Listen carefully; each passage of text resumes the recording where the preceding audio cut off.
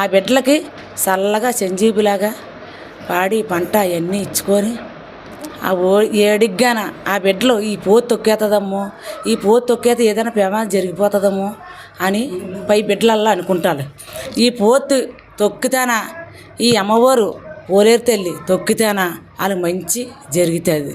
జరగబెట్టి సంవత్సరమును ఈ పోతుకాడికి ఆదరం ఎక్కడెక్కడ లేని బిడ్డలల్లానా ఎన్ని దేశాలన్నా కోట ఏ దేశమన్న బిడ్డలన్నా ఆ రోజుకి ఆ రాజపోలేరి ఆ పంచరాగులకి బిడ్డల్ని అందరిని కాచి కాపాడడానికి ఈ పానుపు కింద ఆదరవవుతారు.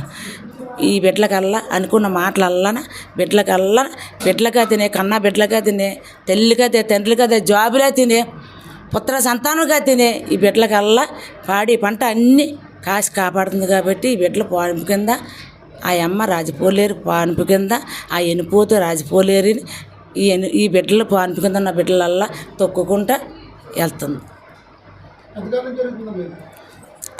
తాతల కాడించి అప్పుడు మేము లేము, ఎవ్వరు లేరు. తాతల కాడంటే వాళ్ళు భూలోకానే పోతనాలు సిగుర్లు అలాగా మనాదులు పోతే బిడ్డలు తీసుకుంటుంది అలాగా ఆ తల్లి.